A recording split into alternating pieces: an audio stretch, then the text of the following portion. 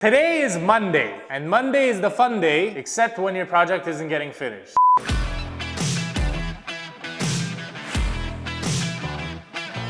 Now, me and Eddy discussed yesterday, and he's gonna show up at some point, that we are going to finish this house and get it listed by May 9th. In order to hit that goal, we need to tear people new holes so they show up to work. Clearly, a lot of people aren't here, and it's surprisingly funny that I knew this was gonna happen because I have a little punch list, and I'm gonna call these right now. We're gonna start with our pool guys. Hey Alfredo, it's Sam. Hey, what's up?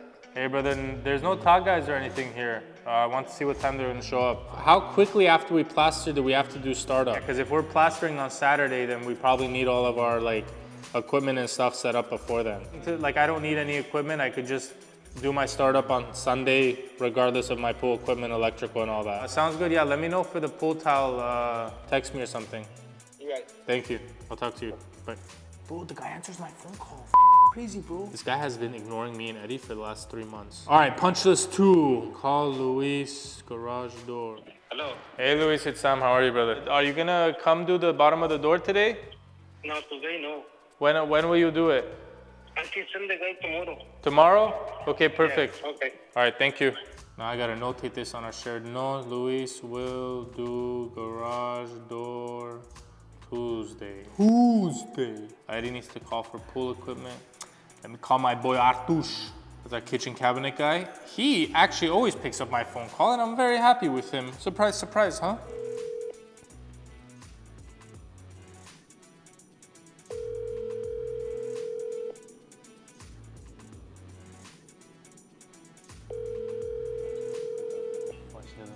Well, he'll call me back. Your call has been forwarded.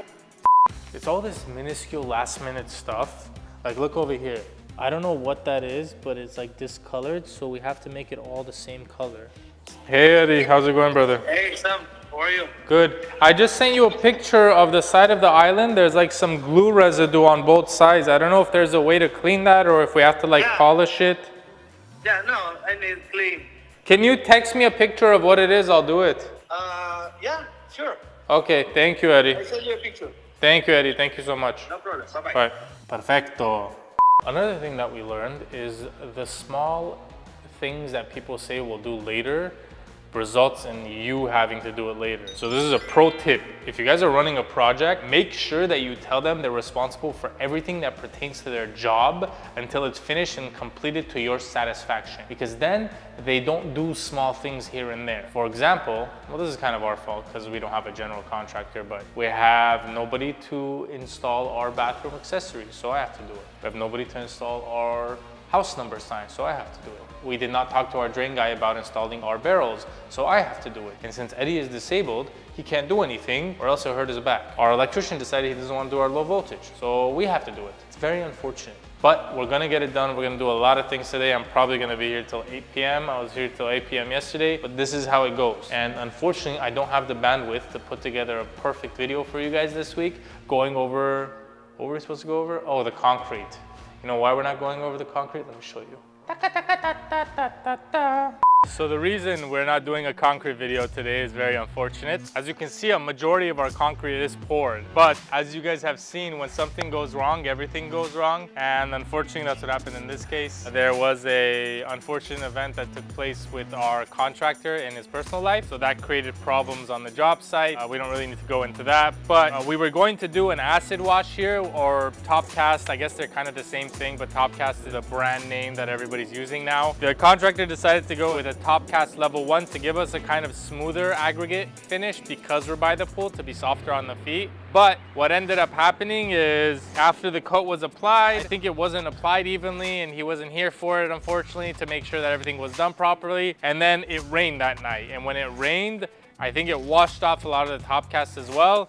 And that resulted in the patchy pattern that you guys see now. So we're going to attempt to buff, sand this, sandblast it, do something to repair all of this. But worst comes to worst, he said he's gonna tear everything out and redo it. And at the end of the day, that's what's important. You know, things go wrong all the time. You can't control everything, and you have to be willing to accept that fact. Everything is not inside of your control. It's just things happen. But having a contractor that's willing to fix his mistakes or take care of the issue is what's important in this case. That's what's gonna happen. So we're gonna figure out sometime later today or tomorrow what our next steps are. But in the meantime, we're moving forward with our project, finishing up things that we can work on now until we figure out what we're doing here.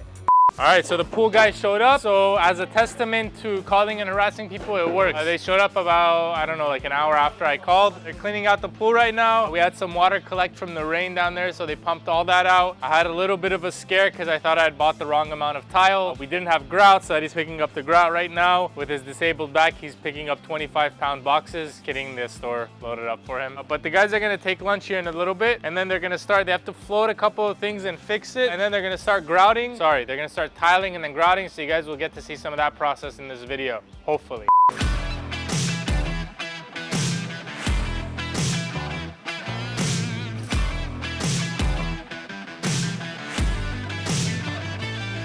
Alright, so we're trying to finalize the storm drainage low impact development, which is LID. Move.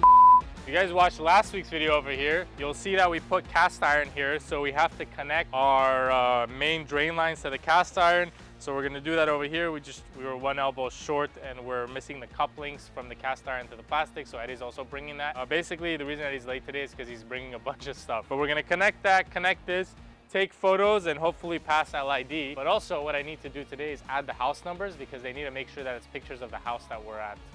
So they need the house numbers on the house. It's getting around that time that I'm hungry, which is noon. Eddie's still not here. Not his fault. We have a disabled man running around store to store. But I think I'm gonna go grab lunch and then we'll reconvene here and then I'll work under the sun putting together the rain barrels. Prepping the templates for the house number so that I could figure out where I want to put the house number. Also, I don't know if this is the way you're supposed to do it. This is just the way that I'm doing it. First things first, you have to screw everything. Once you're done screwing, you have to place where the holes are and you're gonna penetrate into the hole. I read on the reviews that sometimes these templates are misaligned, so I'm gonna double check. It's like a little bit misaligned. You know what the problem is, Anto? I didn't read the back to see how big of a hole I have to drill. Let's go see what they're doing on the gate and the numbers. With these gates, the problem that we have is that the bottom of this gate can be a maximum of 2 inches off the ground or concrete. Since we're gonna pour concrete here, our concrete is gonna come 2 inches below the grade of this bottom of the stucco, and this is about 1.5 inches above this line. So we need to move this down 1.5 inches to match this line. Basically, that's for the pool, so kids can't crawl underneath, because if it's 3 inches, they can fit underneath, but if it's 2, they can't. Also, this gate is also technically climbable, according to them. So we need to make this not climbable, which is stupid because I literally you can't climb this. Honestly, I'm not even gonna fix it. I'm just telling you can't climb it. I'm gonna tell her to climb it. I'm gonna tell the inspector, climb it. Him or her. Climb it. If you can climb it, I'll change it. Boom. If you make this level with the flashing, and I'll have them pour the concrete a little bit higher, maybe even. The concrete has to be at minimum 1.5. Okay. So if this is 1.5, and then your gate is like on the same line as the flashing, it'll be fine. Okay. I hope that makes sense. Back to the drains. We're connecting the cast iron to the cast iron. You put the cast iron under the concrete and in the concrete, and we need to connect it, so we got these rubber fittings and we have it all connected. We're gonna connect the rest of it, and then we're gonna take pictures for the inspector that we ran our drains, and then they're gonna pass us, and that's that.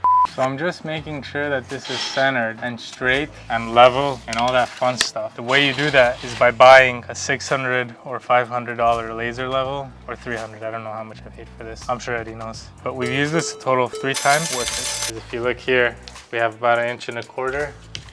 And if you look up here, we have about 1.75 inches, which means this wall is not straight. Another thing you can always do is use the back of your Milwaukee as a hammer, because that's what it's intended for. That would be nice. Or glasses. Grab me my Tom Ford glasses. I didn't need the screwdriver. You may proceed. Multitasking videographer.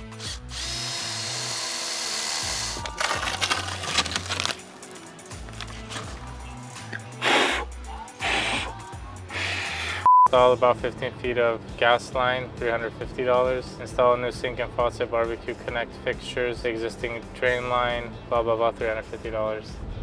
What's the $1,400 for? The 2 lines that they ran. They ran copper? Yeah, honestly, those 2 lines are like $300-400 in just copper. It is what it is. They didn't even trench it. Oh, let's put a sink at the barbecue. Great idea. Right now, That sink is not worth. it wasn't the sink, it was the sink, the gas line. The sink is not worth $1,800 is what you're gonna say. Yes. Yeah, but you realize this is only because they came out just for that. This video has gone into day 2 and a series of unfortunate events has happened, which is hindering us from hitting our May 9th list date, partly because Eddy's disabled. Yes. My leg hurts. We're moving things around and trying to get it organized. One of our main downfalls right now is that we don't know the order of things and how long things take to do. So we're just kind of playing it by ear and we're cutting it very close. We have to do our LID barrels, which unfortunately 3-inch fittings don't fit 3-inch pipe because I don't know why. I went all the way to Simi Valley to get 3-inch pipe because they didn't have it here. And then I went to a landscape store and none of it's matching up, so that's problematic. We need to put in all the bathroom hardware, finishing touches. We need to get our cabinet guys out here to adjust the kitchen stuff. Our cleaners are going to have been pushed back multiple times, so they're gonna come on Monday. We're staging on Tuesday. We're supposed to be pouring concrete on Friday, and we're supposed to be plastering tomorrow. Now, if one of these things falls out of line or doesn't finish the day it's supposed to, it's gonna throw everything off and it's gonna delay our project by a week. And if we delay our project by a week, there's another array of problems aside from that week, is that I'm not gonna be here, Eddy's not gonna be here one of those weeks. Like, it's a big cluster of things. So we really need to hit that May 9th no matter what. It's a lot of moving parts, but I guess we're gonna figure it out. Stress, a lot of it. So we went and got some door sensors because we're trying to pass our pool enclosure and we need to have this in before the inspector gets here, which is 1 to 3. As you guys can see, it's 1:04, which means we have very limited time to do this. So I'm gonna go run and get some batteries. We figured out that we're changing the pool and we're going to plaster it tomorrow. Our concrete should be done by Friday. Our startup and equipment needs to get here tomorrow, or equipment needs to get here, startup needs to get here Thursday. Pour on Friday. What day do we ourselves? Basically a lot of things going on. We're just trying to get everything together. It's the last finishing touches. One of the things that we realized is you definitely need like some sort of handyman that can do all the small little things that are left over, or else you're gonna end up working 7 to 10 p.m. every single day for the last week or two. May 9th, that is the deadline. I want you guys to hold it to us. Subscribe to our YouTube channel, hit that thumbs up button. Make sure you guys hit that notification bell as well. If you guys wanna support us with comments and sharing this video, we highly appreciate it. Follow us on Instagram. Honestly, this entire day in the life that went from Monday to Tuesday has been kind of crazy and stressful. We've been here a lot. We did the low voltage stuff, the LID, the house numbers. It's just like a lot of things going on, and all of it seems so minuscule and dumb, but it takes away a lot from your energy and bandwidth and brain. But thank you guys for tuning in. We'll see you guys next week, hopefully with our concrete video.